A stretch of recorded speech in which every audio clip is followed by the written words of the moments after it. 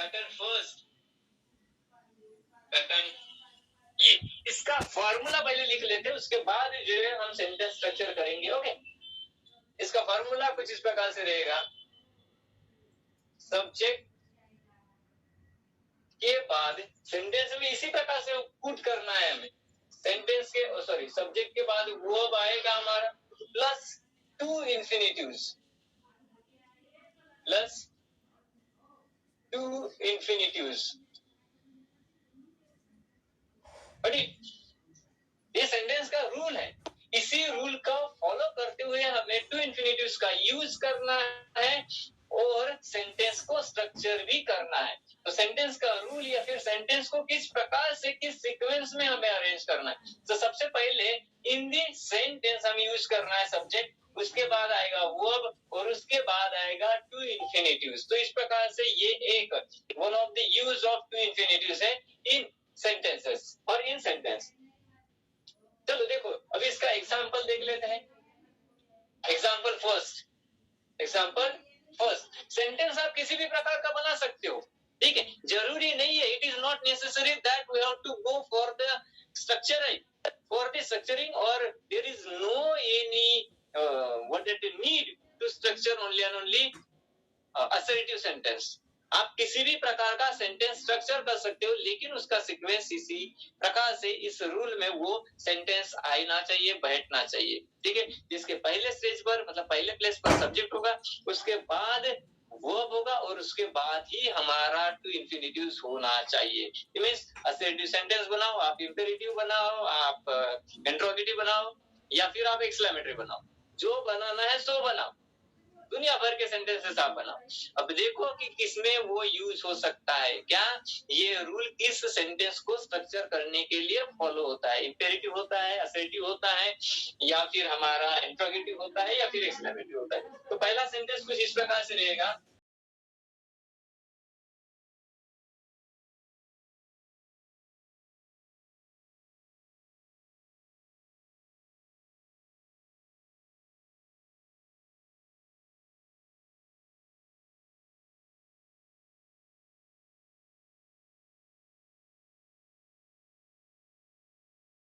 देखो सेंटेंस कैसे बनाया मैंने, do you remember to give the message. तो देखो रूल क्या है, subject plus verb plus to infinitives. तो यहाँ पे डू आ गया, पहले ही डू आ गया, मतलब वहां पे सब्जेक्ट नहीं है, ऐसा हम सारे लोग चिल्लाएंगे, लेकिन ऐसा बिल्कुल ही नहीं है, सब्जेक्ट वहां पे है, बस मुझे इंट्रोगेटिव सेंटेंस फ्रेम करना था, ठीक है। नेक्स्ट एग्जांपल सेकंड,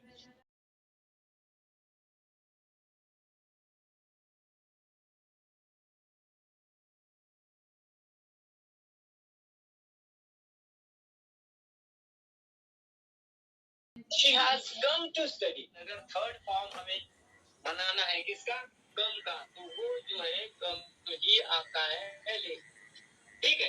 तो कम, केम और फिर से थर्ड फॉर्म कम होता है। बहुत सारे स्टूडेंट जो है ना इसमें गड़बड़ी कर लेते हैं, उनको लगता है कि फर्स्ट कम है, सेकंड केम है, तो थर्ड भी केम ही होगा या फिर उसके अलावा कुछ होगा, लेकिन कम नहीं होगा। सो इस प्रकार से कंफ्यूजन होता है बच्चों को। तो अभी हमारा कंफ्यूजन जो है दूर हो गया है। अगर था तो she has come to study, she subject है हमारा, उसके बाद has come ये हमारा वर्ब है, और to study ये फिर से आ गया हमारा to इंफिनिटिव्स। इस फॉर्मूले को यहाँ पे हमने लागू किया है और लागू हो गया है, उसी फॉर्मूले का यूज करके हमने सेंटेंस स्ट्रक्चर किया। थर्ड वन सेंटेंस हम बना लेते हैं, एग्जांपल देख लेते हैं।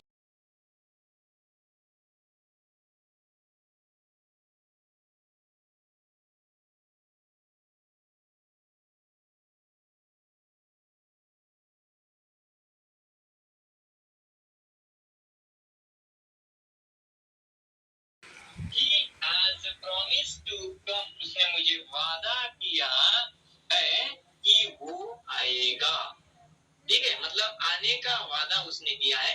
He has promised ये है present perfect tense, has promised to come, यहाँ पे टू इंफिनिटिव्स लगाया हमने, ये as promised हमारा वो हो गया है, ही हमारा सब्जेक्ट हो गया। सब चलो एक और एग्जांपल देख लेते हैं।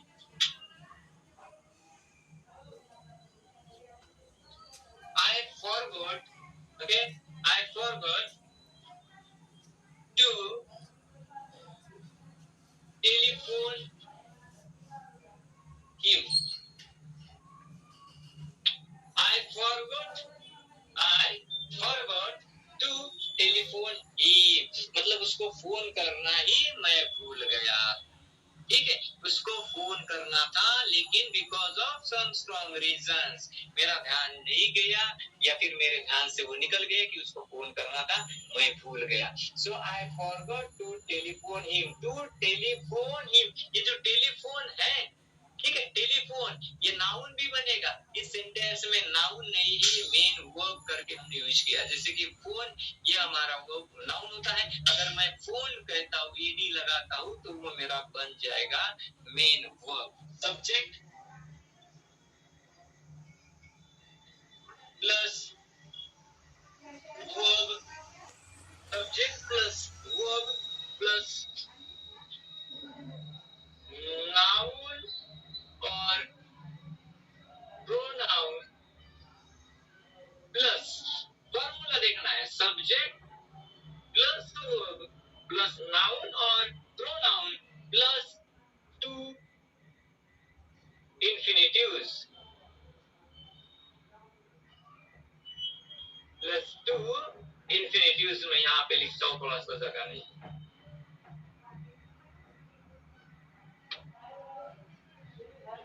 फॉर्मूला क्या कहता है, subject plus verb plus noun या फिर प्रोनाउन, दोनों में से एक सेंटेंस में लेना है और उसके बाद टू इंफिनिटिव्स को फॉलो करना है, उसका यूज करना है।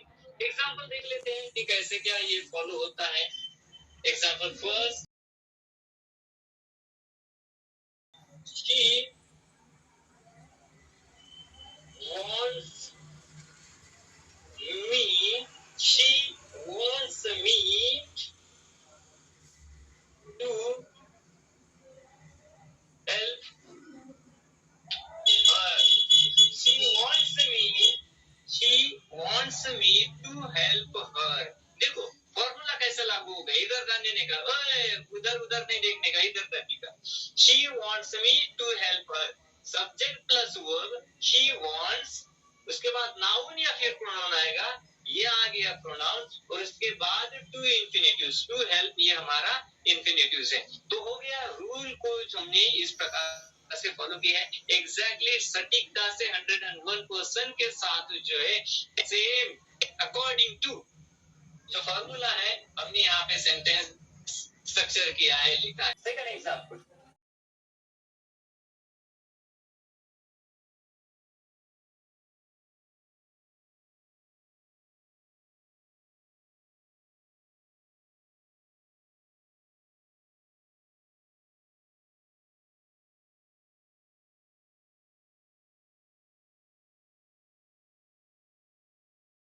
He asked him to give money.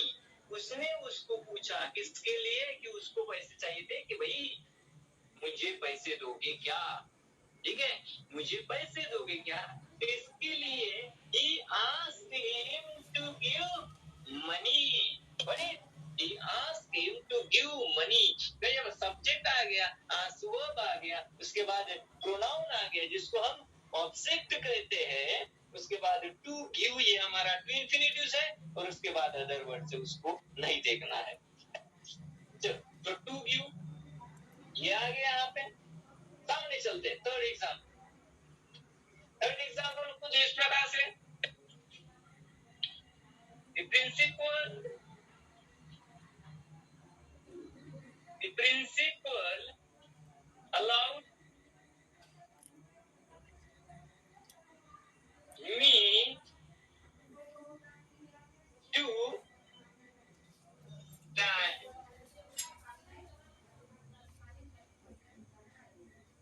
in front of the in front of the student, in front of student।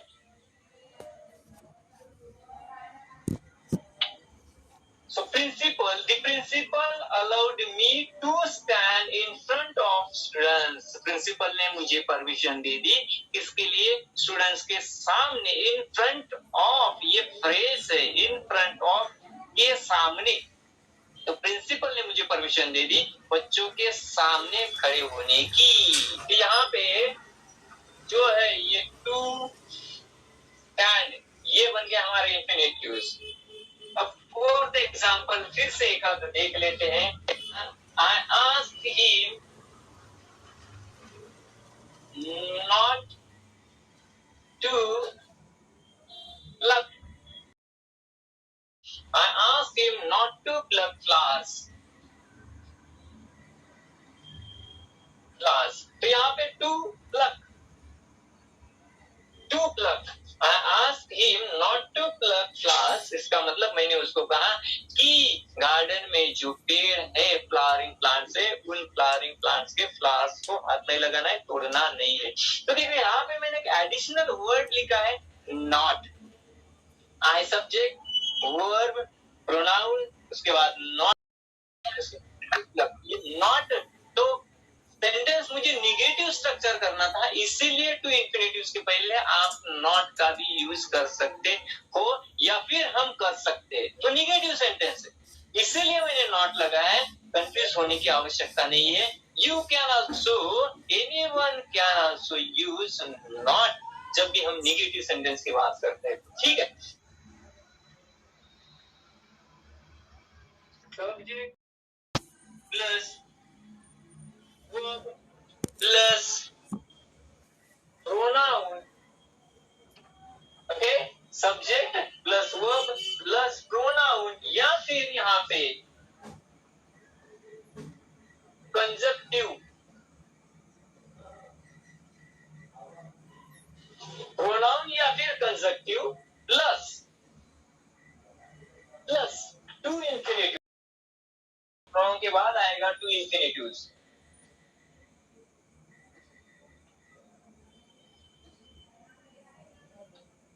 To इंफिनिटिव्स। अब बहुत सारे लोगों को कंफ्यूजन है कि ये कंजक्टिव होता है क्या, मतलब पता ही नहीं है कि कंजक्टिव मतलब क्या होता है। कंजक्टिव क्या होता है?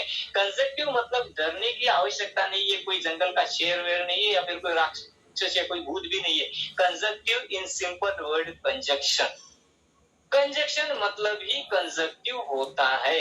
नाउ कंजक्शन क्या होता है बता देता हूँ। एक सिंपल से सेंटेंस में दो अलग अलग वर्ड होते हैं, दो अलग अलग सेंटेंसेस होते हैं। उन दोनों को जोड़ने के लिए जिस एक वर्ड का हम यूज करते हैं उस वर्ड को कंजक्शन कहा जाता है। तो प्रोनाउन जो होते हैं, सारे प्रोनाउन नहीं, ही, शी, इट वगैरह वगैरह, इन प्रोनाउन की मैं बात नहीं कर रहा हूँ। कुछ ऐसे प्रोनाउन इंग्लिश में होते हैं या फिर वर्ड होते हैं जो कंजक्शन यूज होते हैं, उसके साथ साथ उनको प्रोनाउन भी कहते हैं। प्रोनाउन के भी बहुत सारे डिफरेंट टाइप्स होते हैं, वो भी पढ़ेंगे, आ जाएगी उसकी वीडियो। ठीक है, तो subject plus verb plus pronoun और कंजक्टिव प्लस टू इंफिनिटिव्स। फॉलो करते हैं इसको और बनाते हैं examples.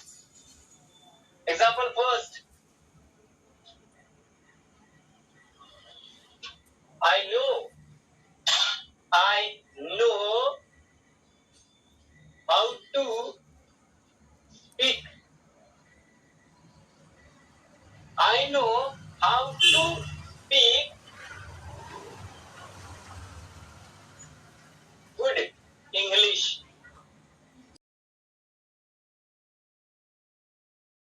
I know how to speak good English. मुझे पता है कि इंग्लिश अच्छी तरह से कैसे बोला जा सकता है या फिर बोली जाती है। ठीक है, कॉम्प्लेक्स सेंटेंस होता है, सिंपल सेंटेंस होता है, कंपाउंड सेंटेंस भी होता है। तो ये आता है कॉम्प्लेक्स सेंटेंस। क्यों? क्योंकि यहाँ पे WH वर्ड का यूज किया हुआ है। कौन सा है WH वर्ड? हाउ। ठीक है, तो हाउ ये हमारा कंसेक्यूटिव है और यही है हमारा प्रोनाउन भी है। समझे, यही हमारा प्रोनाउन है, यही हमारा कंजक्टिव है। और इस by using this conjunctive, by using this conjunction, we join two different parts of the sentence or two independent sentence to each other. Okay, चलो सेकंड सेंटेंस बनाते हैं। Do you know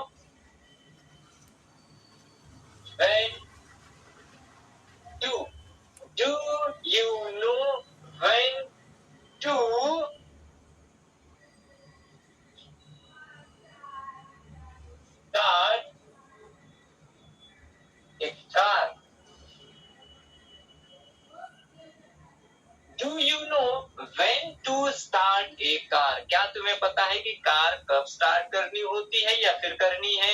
क्या तुम्हें पता है कि गाड़ी कब स्टार्ट करनी है, कब ब्रेक मारना है वगैरह वगैरह, कब रेसिंग स्टार्ट होती है? तो सब्जेक्ट प्लस वर्ब प्लस यहाँ पे फिर से कंजक्शन आ गई। ये भी हमारा कॉम्प्लेक्स सेंटेंस आएगा क्योंकि व्हेन WH वर्ड है। टू स्टार्ट ही हमारा इंफिनिटिव यहाँ पे यूज किया है, टू स्टार्ट इंफिनिटिव का यूज। थर्ड एग्जांपल, चलो थर्ड एग्जांपल पे समझने की कोशिश करते हैं। We did not know, we did not know what to do. Do you know, यहाँ पे क्वेश्चन मार्क आएगा, ऑफ कोर्स आएगा, इंट्रोगेटिव सेंटेंस है। We did not know what to do. We did not know what to do. हमें पता नहीं है कि क्या करना है। So we did not know, negative sentence बनाना था इसलिए मैंने did not यूज किया, लेकिन इसी सेंटेंस को, इस फॉर्मूले को यहाँ पे अप्लाई किया गया है। सब्जेक्ट आ गया है, वो भी आ गया, हालांकि सेंटेंस नेगेटिव है, डोंट केयर अबाउट इट। उसके बाद फिर से कंजक्टिव आ गया, फिर से कंजक्शन है, और टू डू भी हमारा इंफिनिटिव होता है। टू डू नहीं पता मुझे या फिर हमें नहीं पता है कि क्या करना है, तो ये भी हमारा इंफिनिटिव है। जो यहाँ पे डू है इसका फंक्शन अलग है, और ये जो डू है इसका फंक्शन अलग है। ठीक, ये हेल्पिंग वर्ब है, and this one do is playing different kind of role for this sentence comparison to this one. ठीक है, हाँ चलो।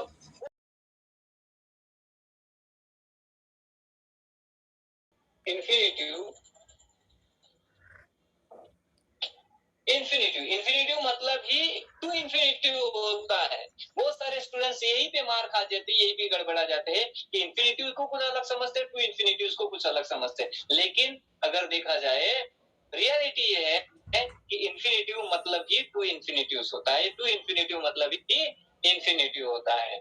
सो इंफिनिटिव आफ्टर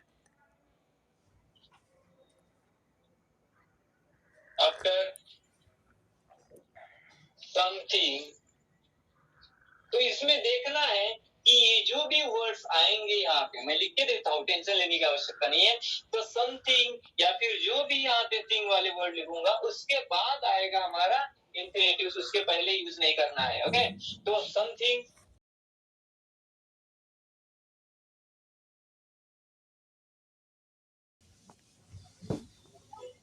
नथिंग हो गया, समथिंग हो गया, एनीथिंग हो गया, नथिंग हो गया, somebody,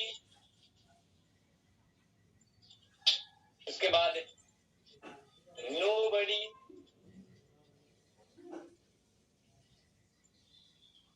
और उसके बाद somebody, nobody, anybody, etc। तो इस प्रकार के जो वर्ड होते हैं उनके बाद में हमारा इंफिनिटिव आएगा। उसका फॉर्मूला यहाँ पे लिख लेते हैं, subject plus verb plus indefinite pronoun, indefinite pronoun plus two infinitives,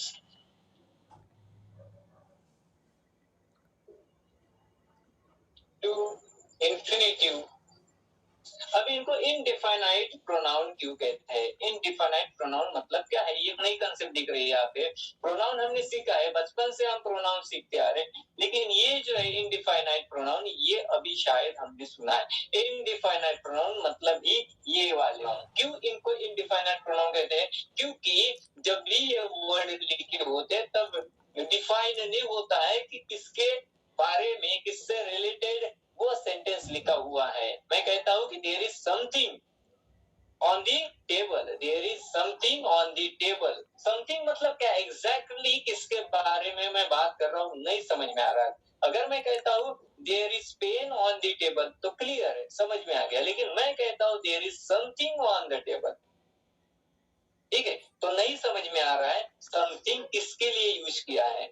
तो जब भी डिफाइन नहीं होता है तो समझ लेना कि वो इनडिफाइनाइट प्रोनाउन है। एग्जांपल्स बनाते इस फॉर्मूले को फॉलो करते हैं। She has nothing. She has nothing to say.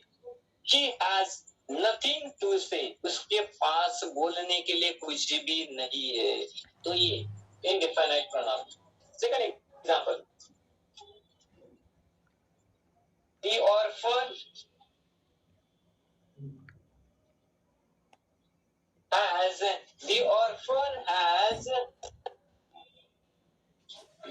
has nobody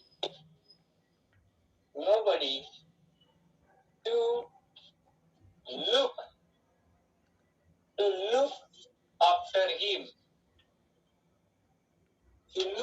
after him.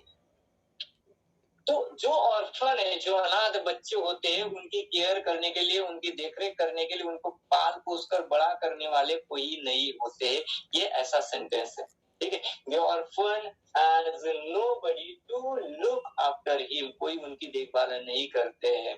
Orphan मतलब अनाथ। तो यहाँ पे देखो, ये आ गया हमारा to infinitives, to look. Third example देख लेते हैं।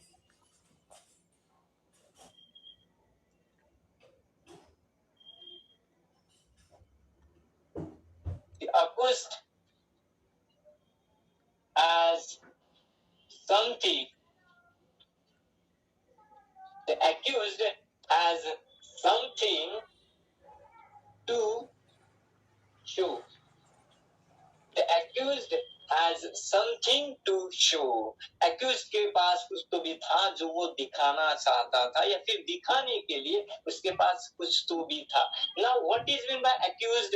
Accused मतलब गुनहगार। जब भी पुलिस ने उस इंसान को पकड़ा, ठीक है, गुनहगार समझ के, तो शायद अपने खुद को बचाने के लिए वो कुछ दिखाना चाहता है, या फिर उसके पास कुछ दिखाने के लिए है, ताकि वो उस प्रूफ के आधार पर जो है अपने आप को छुड़ा सके। The accused has something to show. गुनहगार के पास कुछ तो भी है। और कुछ example. It was wrong to abuse. It was wrong to abuse.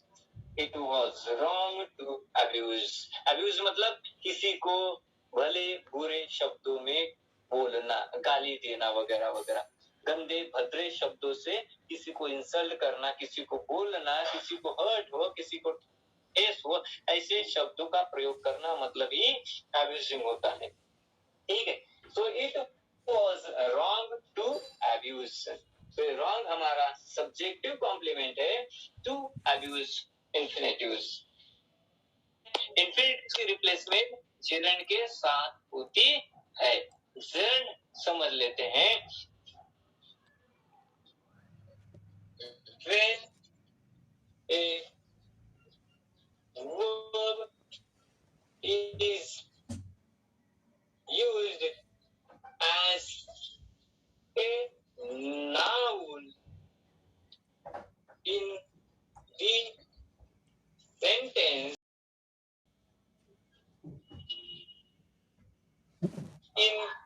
the sentence, it is called as gerund. It is called as gerund. Definition देखो, पहले डेफिनेशन अंडरस्टैंड कर लेते हैं। When a verb is used as a noun in a sentence,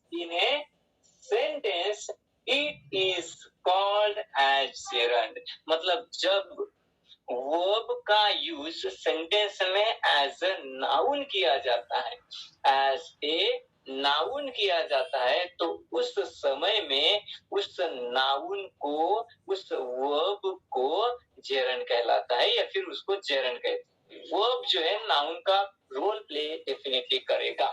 देखो कैसे करेगा, उसके example देख लेते हैं।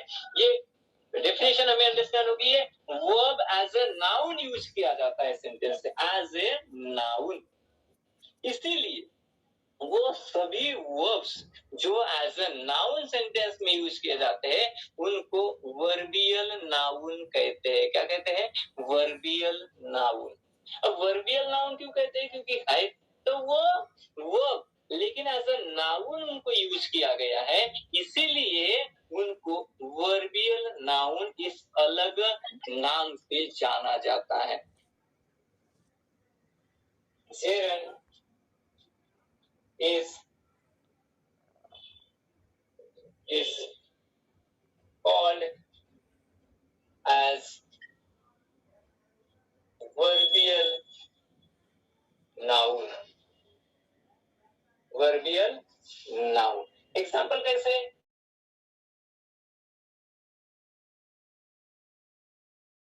Main verb plus ing means V1 plus ing, जिसको ही हम V4 कहते हैं, जिसको ही हम V4 कहते हैं।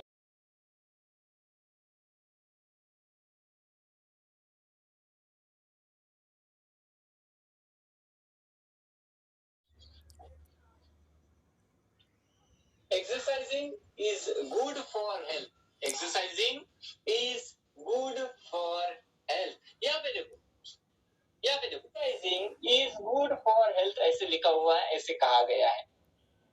एक्सरसाइजिंग की जगह पर मैं दूसरा एक वर्ड रख के देखता हूँ। An apple is good for health. An apple is good for health. तो an apple क्या है हमारा? नाउन है, बराबर है।